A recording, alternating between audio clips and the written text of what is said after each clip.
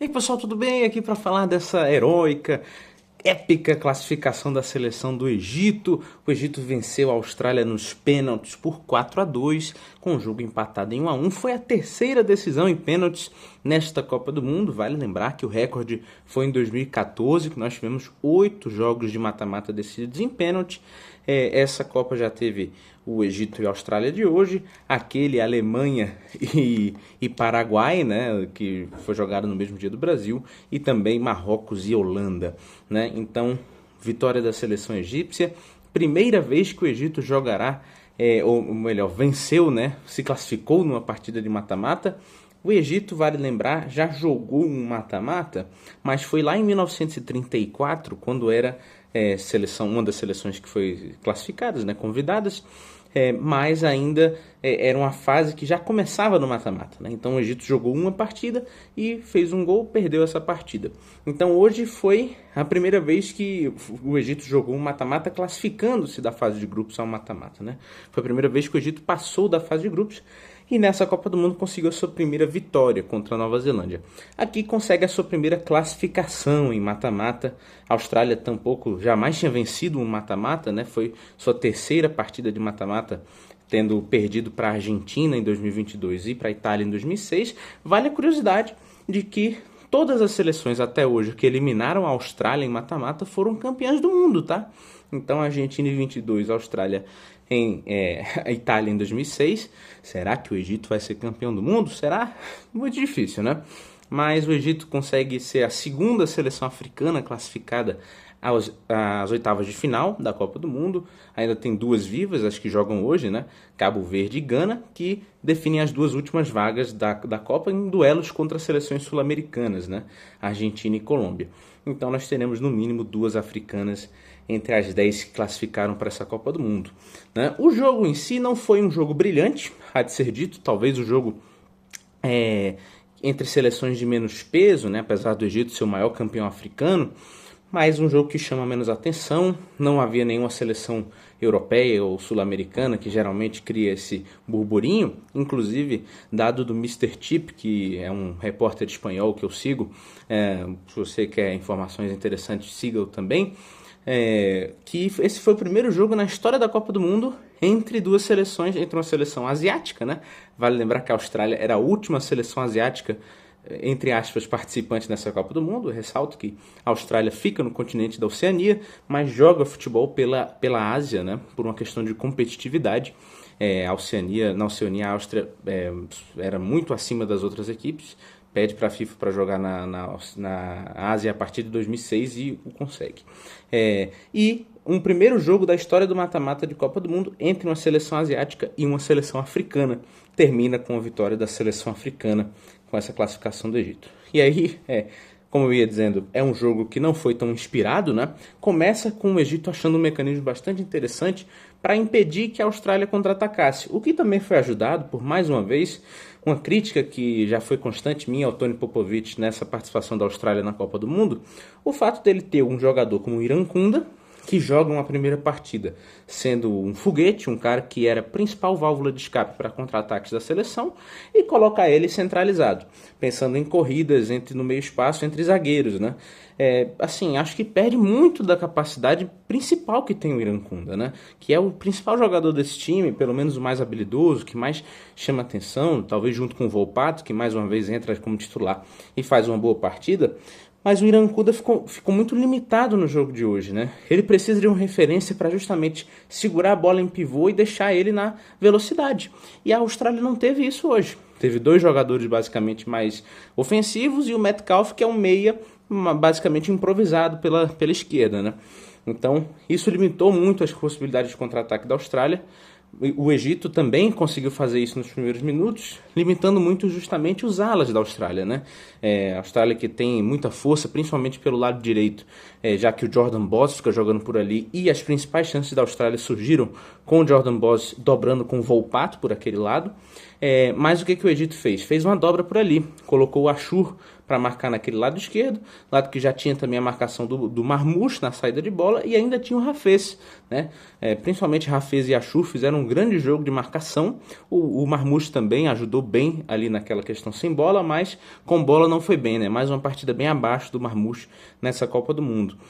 Mas Achour e Hafez sendo os grandes destaques dessa seleção egípcia, né? Já que o gol, inclusive, sai no pé dos dois.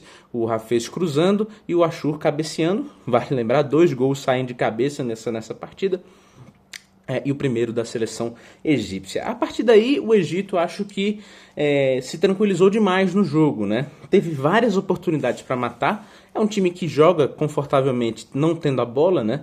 E a Austrália é um time que tem mais dificuldade de jogar com a bola no pé, precisa de chance de bola parada, já que é um time muito alto, com uma certa proficiência nas bolas paradas. E o Egito foi empilhando algumas chances perdidas, né? O Zico é um cara que a gente já vem falando que perde muitos gols feitos. O Marmoush perdeu o gol na cara, o Achour perdeu o gol na cara, e isso foi fazendo falta para o Egito, porque logo no início do segundo tempo, bola parada no momento mais ofensivo da seleção da Austrália, e o gol sai, gol contra do Mohamed Hani, né? O Hani que vem fazendo uma Copa do Mundo competente, boa. Ele, um pouco tempo antes, também numa bola parada disputada com o Souter, né, o zagueiro de 2 metros da seleção australiana, ele se dá mal e acaba desmaiando, né? Vem atendimento na hora, o Hani, graças a Deus, tudo bem com ele. Mas acaba que pouco tempo depois desse acidente ele marca um gol contra, segundo gol contra do Hani em Copa do Mundo, nessa Copa do Mundo. O primeiro tinha sido marcado contra a Bélgica, né? Então é algo que nunca aconteceu antes na história, vale ser ressaltado. Mas a partir daí nós temos um segundo tempo de mais domínio da seleção australiana, que decide propor, que faz algumas alterações, né? Justamente o Boss também, que é um dos melhores jogadores dessa seleção, um cara que vai ter uma transferência importante nos próximos anos, certamente. Ele é substituído pelo Trevin, né? Mais um problema de lateral da seleção australiana, que já coloca o Bates como titular porque não tem o italiano que está machucado, né? E também o Lewis Miller, que era titular desse time durante o ciclo, não pôde ser convocado para a Copa. E depois, em determinado momento, a Austrália ainda coloca o Mochuré e o Rustic, mas coloca isso tirando justamente os 2 melhores jogadores do time, né? Volpato e Nrankunda. Assim fica um time que se coloca mais no campo do adversário, é bem verdade. Tem jogadores que têm maior qualidade com a bola no pé, mas que não tem tanta capacidade de finalização, né? O Mochuré é um centroavante, bem verdade, mas um cara que é mais parecido com o Córdoba, né? Um jogador físico que segura a marcação e que segura a bola para alguém chutar. Acaba que o jogo a partir daí então fica essa Austrália atacando e o Egito se defendendo, e os 2 goleiros indo muito bem, né? Chobeir e Beach estão entre os melhores goleiros dessa Copa do Mundo, é certo. E eles ajudaram também a levar esse jogo para a prorrogação. O Beach depois faz grandes defesas logo no final do jogo, com o momento que o Egito volta a propor, né? A prorrogação foi aquele jogo mais arrastado, como costuma ser uma prorrogação, que não deu muita coisa, para além das substituições, né? A seleção australiana fez aquela mexida à la Holanda de 2014, que colocou o Tim Krul para pegar os pênaltis, colocou o seu experiente goleiro Matthew Ryan, um dos recordistas de jogos pela seleção, tirou o Patrick Beach, que eu acho que foi um erro. Posso ser engenheiro de obra pronta, mas eu juro para vocês, aqui sozinho, que quando o Beach sai, eu fico preocupado, porque por mais que o Matthew Ryan realmente seja conhecido por ser um cara que pegue pênaltis, o Beach vinha com uma grande Copa do Mundo, com a confiança lá em cima, defendendo muito bem. Então por que você tira um goleiro desse, né? Por mais que ele não tenha essa habilidade específica, ele poderia fazer um bom papel. Tanto é que, nos pênaltis, o Matthew Ryan não pega nenhum pênalti. E ele erra, se eu não me engano, o lado de 3 dos pênaltis, né? Ele só acerta o primeiro pênalti cobrado Não, foi quem que cobrou o primeiro pênalti? Foi o Saber, né? O Saber, que também é outro jogador curioso, que entrou no jogo para bater pênalti, porque ele entra no último minuto da prorrogação. Eu costumo dizer que isso geralmente dá errado. Quando ele entra, pensei isso, mas Acertei pelo lado do Matthew Ryan, que não entrou tão bem, mas errei pelo lado do Saber, que converteu sua cobrança. Chama atenção, né, para as pessoas que já acompanham a Copa há muito tempo, que lembram daquele clássico de Copa do Mundo, Gana e Uruguai, quando o Louco Abreu fecha as cobranças com um pênalti de cavadinha que classifica o Uruguai para a semifinal daquela Copa, o Salah fez algo parecido hoje, né? Muito culhão, muita presença de espírito. Ele no terceiro pênalti, é importante, o principal jogador do time, um dos principais batedores, não bateu por último, né? Senhor Tite. Vale lembrar que Neymar em 2022 nem cobrou pênalti, sendo o nosso melhor batedor, porque ele foi deixado por último, né? Mas enfim, loucuras. O Salah, ele cobra um pênalti de cavadinha no meio do gol. Parecido com o que o Cristiano Ronaldo fez ontem, né? Cobrou um pênalti no meio do gol, ali batendo forte. O Salah não, cobrou de cavadinha mesmo. Que coragem, que jogador é Mohamed Salah, que mesmo tendo feito talvez hoje um dos seus jogos mais apagados, é um dos grandes nomes do Egito até aqui na Copa do Mundo, né? Muita presença, aparecendo no jogo quase sempre. No jogo de hoje não, né? Porque ele sai machucado, sentindo a coxa no jogo contra o Irã, jogou menos, né? Percebia-se que ele estava tentando se segurar um pouco mais, mas até aquele momento do jogo do Irã, o Salah fazia uma Copa muito, muito boa.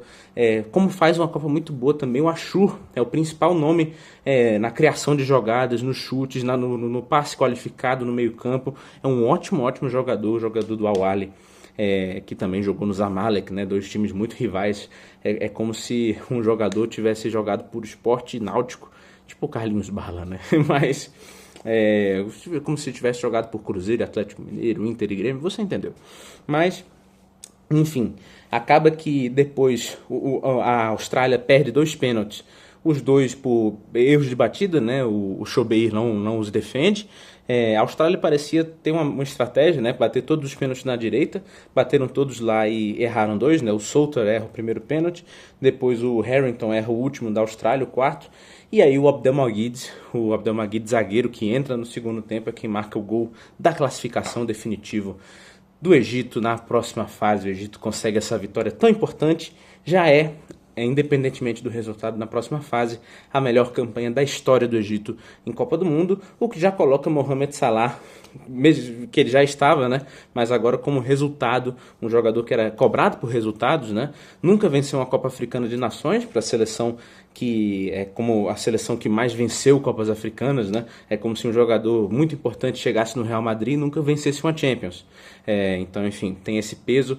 O Hossan Hassan, treinador, o cara que ganhou 3 Copas Africanas seguidas, né? Como a Abu Trika também, que é um dos principais artilheiros da história do Egito, o Salah, levando essa seleção egípcia, classificando o Egito, sendo o principal jogador para uma 8ª de final de Copa do Mundo, já dá toda essa relevância que ele merece, né? Então, com esse resultado, o Egito espera o vencedor de Argentina e Cabo Verde, que jogam daqui a pouco, para definir seu adversário na próxima fase.